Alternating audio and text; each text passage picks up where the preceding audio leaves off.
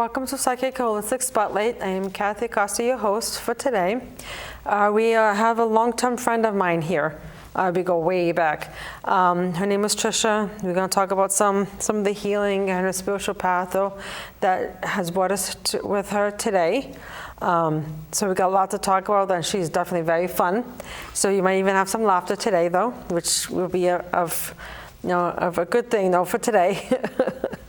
So we actually met through a spiritualist church. It's a different kind of view on, spirituality and duality and talking with spirit, though, basically talking to dead people. And plus a lot of other holistic spiritual stuff, though, with that, though. So welcome, Tricia. Thank you so much for having me. I'm excited to be here. Well, thank you for coming. Yeah. So we're here mostly to talk about holistic healing, which for you is Reiki. Yes.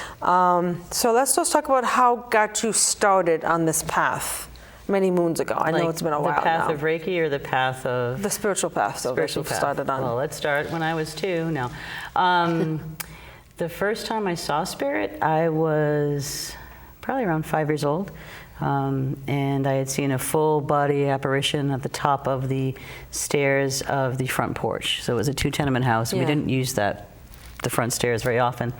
And I worked up the first flight, went to the landing, and started to walk up the second flight, and standing at the top of the stairs was this woman.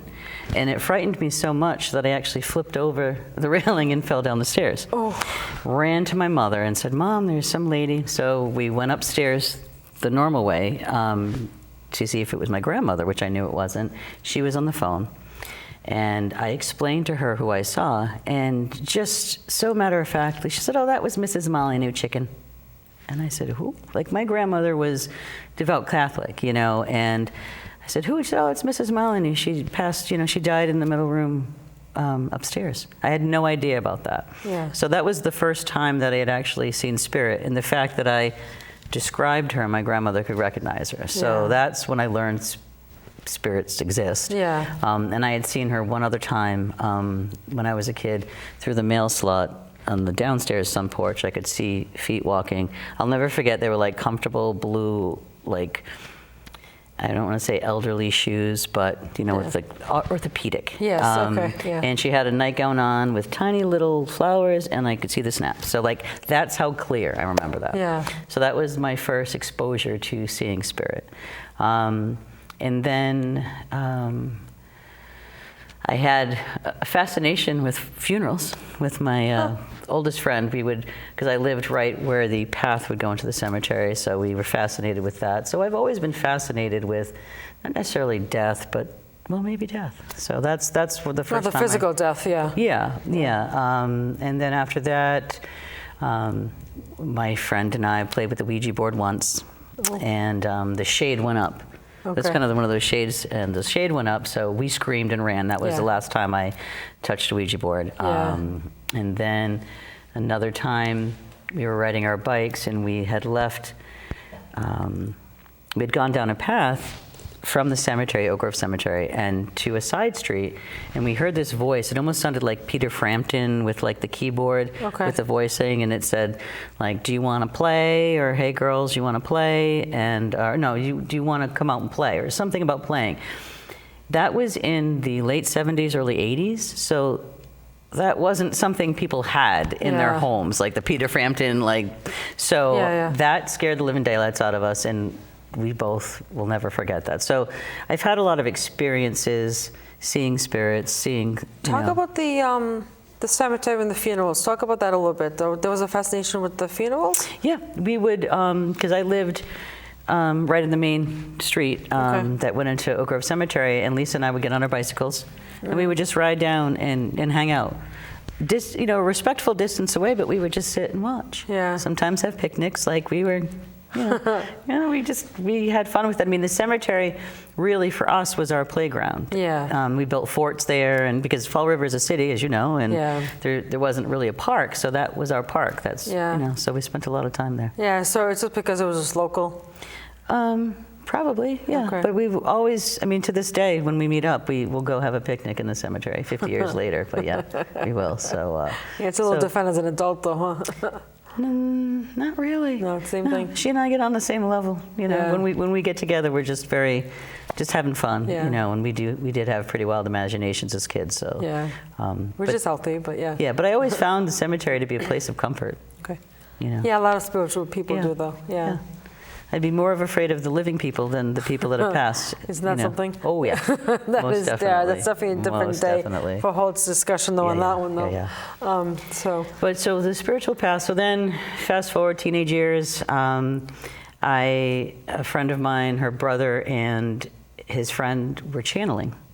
And that was back in the mid '80s. Okay. And then I discovered Jane Roberts with Seth Speaks and learning more about channeling. Who's Jane Roberts? I haven't Jane heard. Roberts is an author, Okay. and she would channel books, and she would channel Seth, and she wrote many books. Oh, okay. I highly recommend you check them out. It Okay. was really eye-opening. Yeah. So that's how I got involved with that, and then I was into tarot and the herbal tarot deck, tarot witches, and then my mother, pretty sure made me get rid of all of that. And it turned out, in retrospect, she actually read a lot of the Jane Roberts books herself.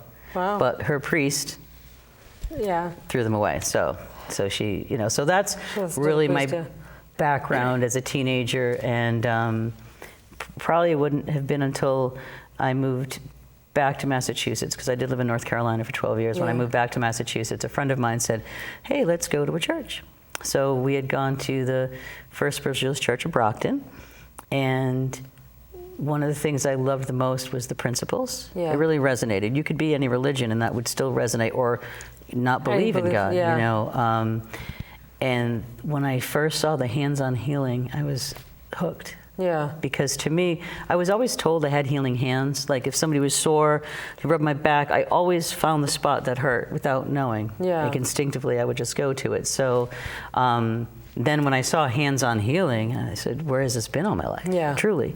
So that's pretty much what started my path with healing with energy, was at the church. So I'm very grateful for them. So for that. what got you to be interested specifically about Reiki? How did that get started for that? Well, believe it or not, I had never even been exposed to Reiki, which Okay. still, I mean, I guess it's in divine time. Yeah. You know, but I didn't really learn about that at all in my studies of, you know, the alternative world. Yeah. And I think I'm not sure. It may have been Kathy Foster, who Okay. is a person at the church, because I think I had asked her about, like, I want to do more with this healing, and I think Yeah.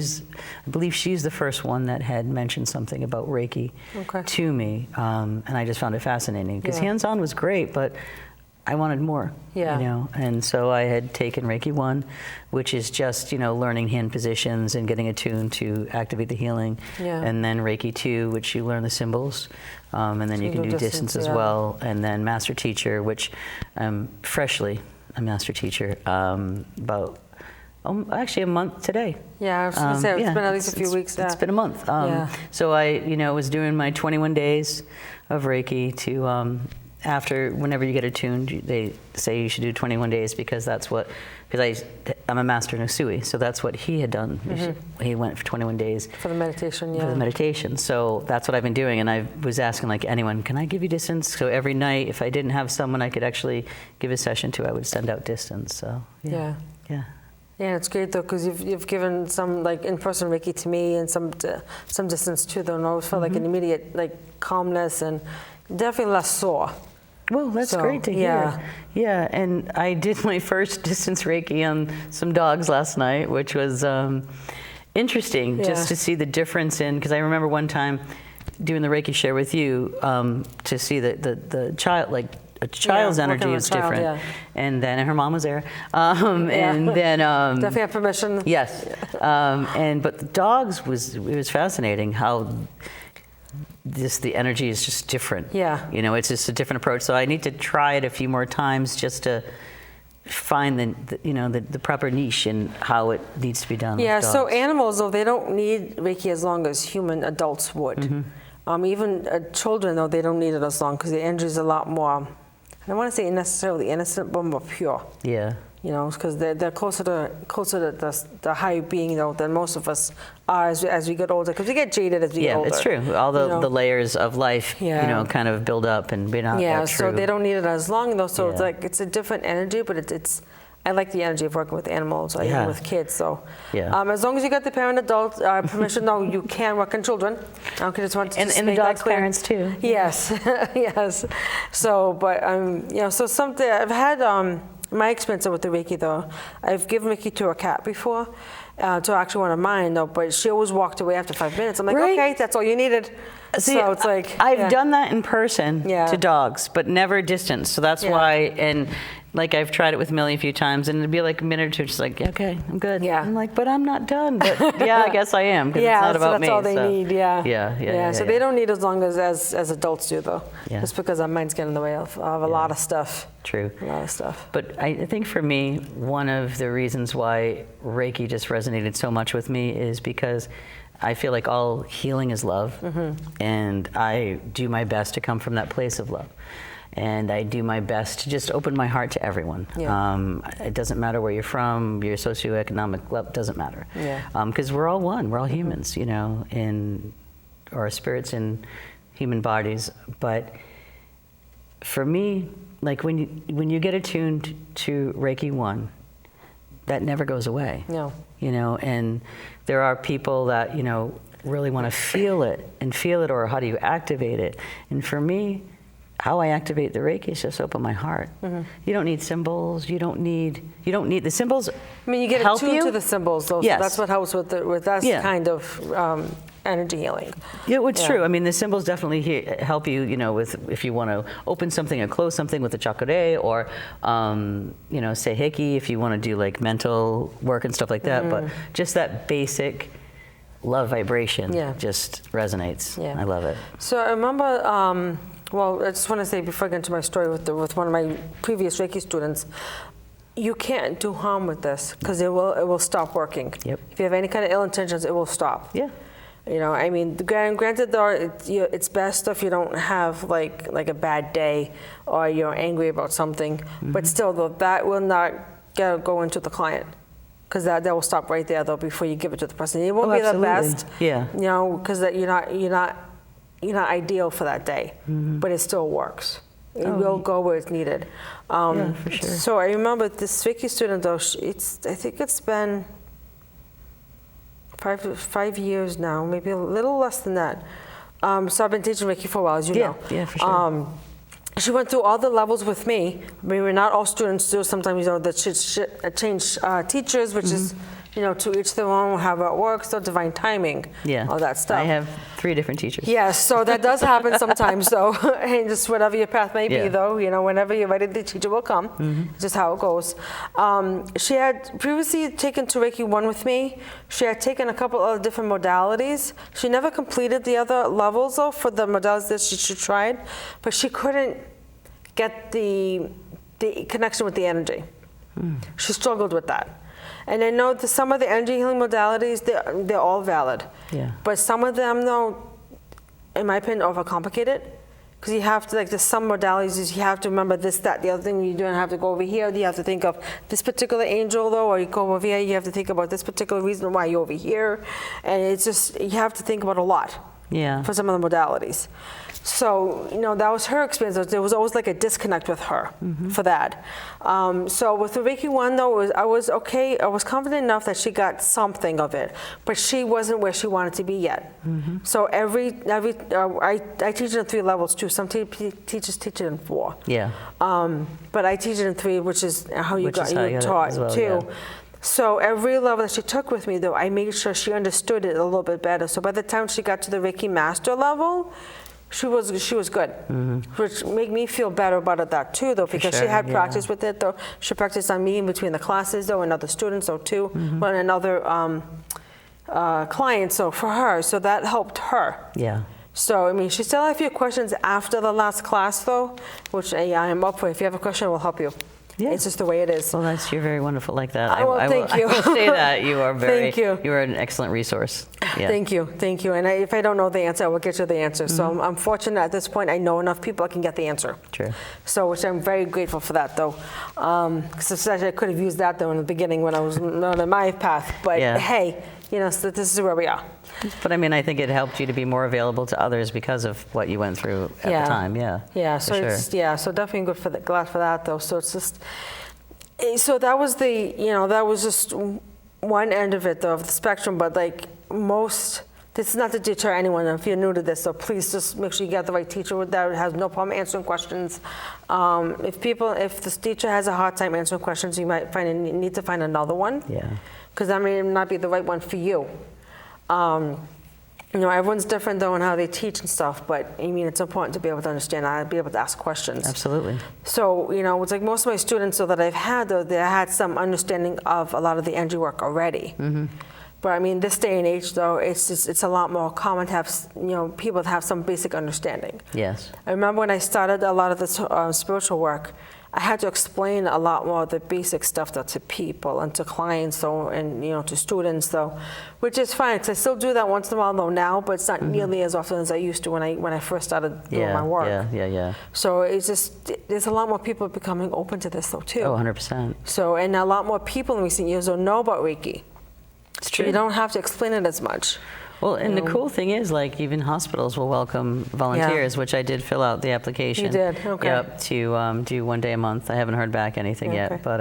yeah, so make sure you keep on that, though. Oh, I will. Yeah, sometimes they get busy. Sure. As I should, but I thought that was really exciting. Yeah, that I could offer that, for free to hospitals, Yeah. to nurses or to patients if they choose to Yeah, and it's good experience for you, though, too. Oh, 100%. Yeah. This is what this is all about for me on this journey now, is it's building the energy. And I know that there does need to be some type of exchange, which I still have a hard time receiving. Well, that's the healer in you. That's what it is. It's true. Yeah.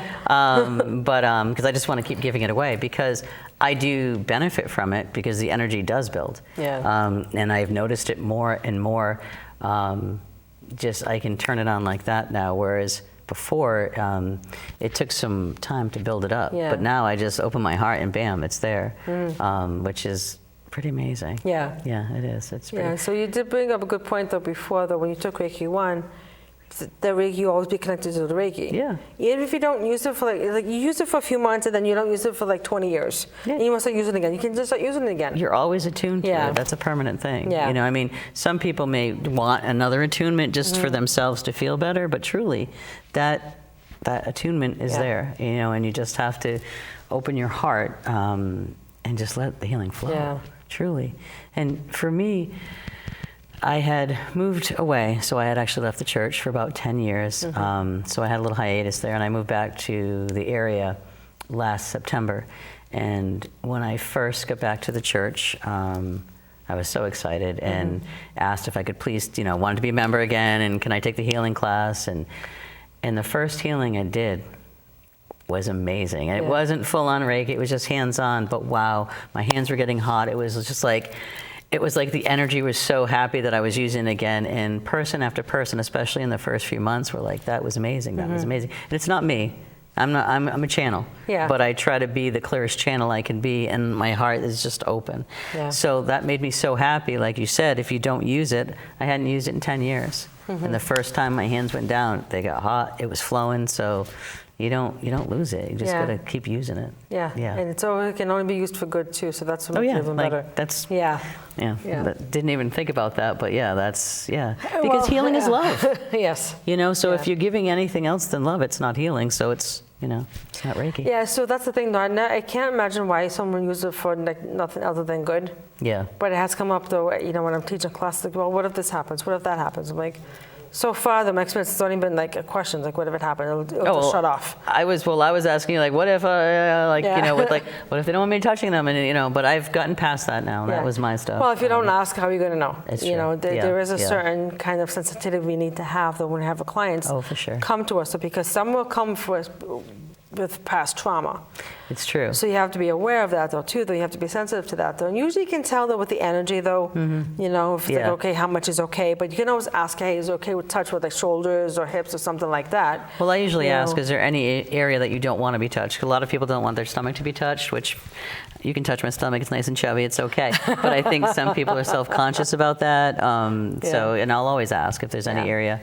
Well, I mean, of course I ask, do you want to be touched? Because really, you don't have to touch the person. Right. You don't have to have them flip on their back to do the back. You can just send that Reiki right through. Yeah. Some people prefer that, to flip over because they like the feeling of the hands.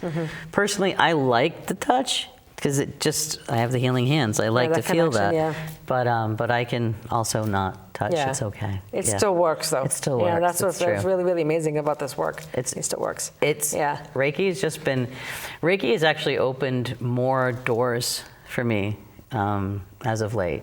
Yeah. With just opening myself up more, and then taking the master teacher, learning about different symbols that will also open up and help you connect with spirit, which apparently I've been doing more and more. Yes. And trying less and less and being more successful. Sometimes the brain just gets in the way. And it does. And even if I'm like, okay, I'm not going to try, then I'll just be blank. And then I'm not letting anything in as well. But I remembered something that I had learned from a class probably 15 years ago when I had done a mediumship class, and we were in the circle, and the teacher had suggested to like move yourself to the back of your head. I know, well, the work we do, and that helps clear the space here to receive messages. I said, let me try that. Yeah. And it worked. And then I had forgotten about it, and then I think it was last Wednesday or 2 Wednesdays ago, I was like, oh wait, because I've been out of the church for 10 years. Yeah. Let me try that. And I tried that, and I started getting visuals. And then the next day, when I was at the circle, that we had, this wonderful friend of ours would have people come over, and every other week, I just gave a message like I was, I don't even know, getting paid for it. Place, yeah, I was like doing my own special, you know, it's Special with Tricia. And I was blown away by like the person could take everything. Yeah. And I just thought I was just. Feels like you're just making a story? Yeah, it did. It was a good story though. Yeah. But it was, it completely felt not fabricated, but I was just giving what I got in detail. Yeah. And thought everyone was going to be like. That's what blows you away, right? Yeah. And whenever that person was like, no, I could take every, I was just like, wow. So I'm opening up with that now too. So stay tuned for next week. No. But so that's going to be the next, because in healing, everyone would continuously tell me that mediumship is healing.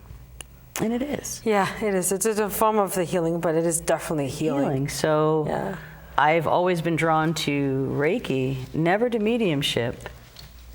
But if I'm drawn to healing and want to heal the best way I can, why not learn all the tools? So here I am. Yeah, that's part of the path though too. So what I find though too, especially from the teacher perspective, that with the Reiki, like every time, well, with any kind of energy healing really, every time you take an attunement or a class, it kind of ups the ante, so to speak though, with being able to connect with spirit, getting messages. It's not the energy healing, but it kind of goes together, but it's still separate. It's like the openness. Yes.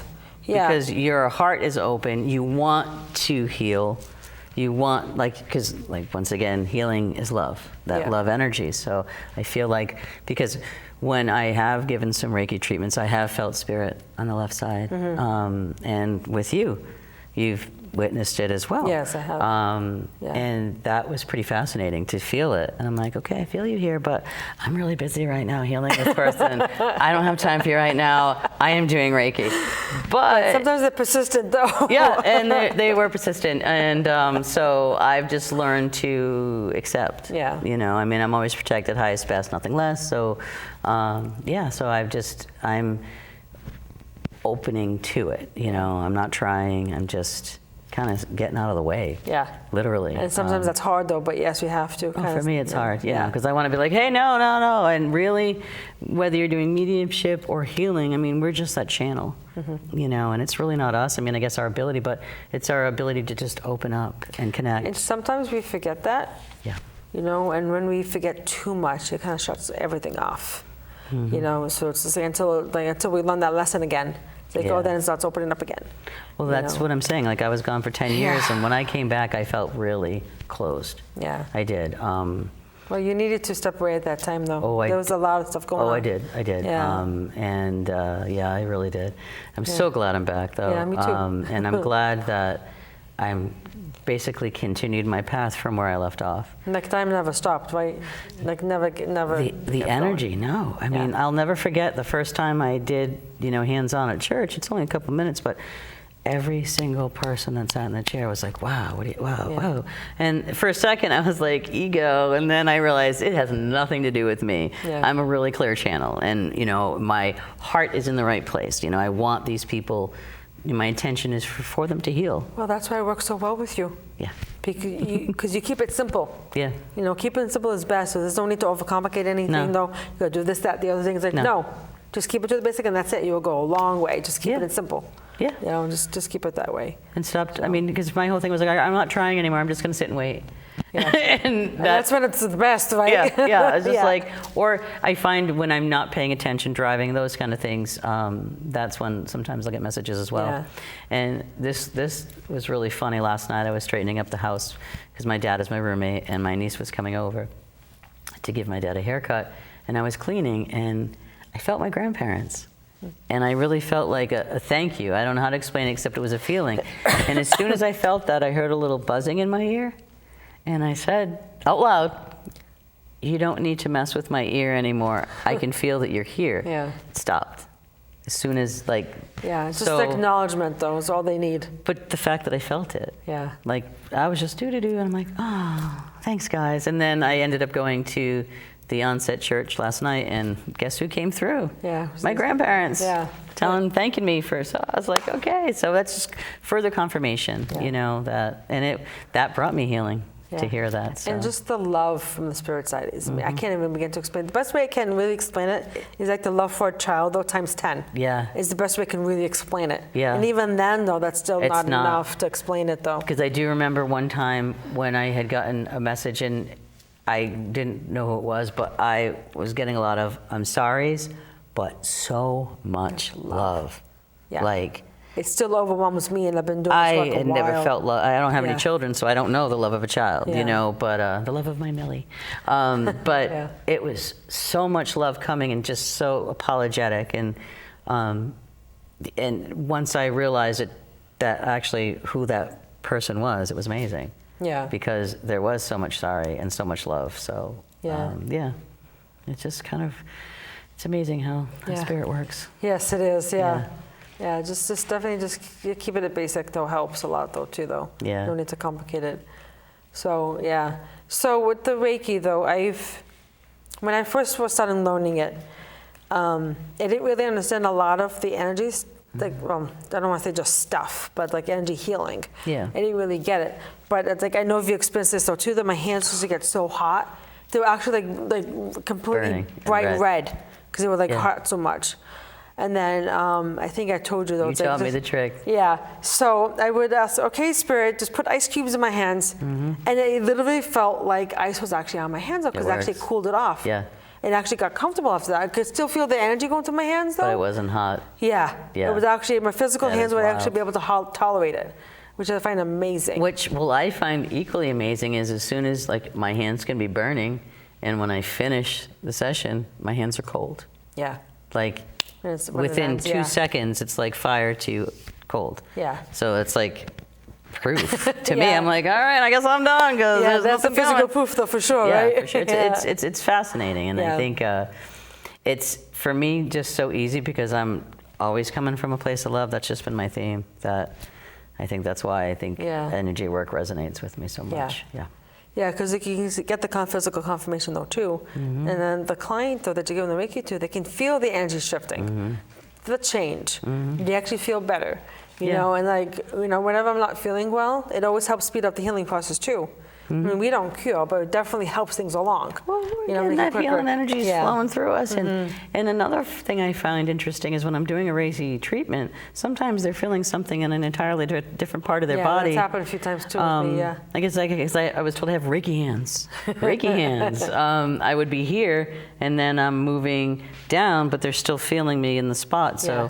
that was pretty fascinating Yeah. too, that the energy, the Reiki does what it needs. It knows. Yeah, it knows where to go. So that's pretty fascinating how that can happen, you know.